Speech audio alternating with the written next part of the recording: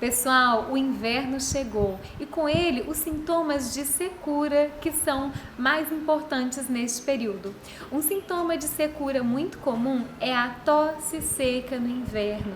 A planta mais interessante para a tosse seca é o alcaçuz. E se você está com um pouquinho de secreção, você pode fazer um chá de gengibre com alcaçuz. Você vai pegar ali um dedinho de gengibre, pegar cerca de meio litro de água, uma colher de sopa de alcaçuz, vai deixar ferver por uns 7 a 8 minutinhos. Depois desliga, deixa esfriar e toma morninho 3 vezes ao dia, uma xícara de 150 ml.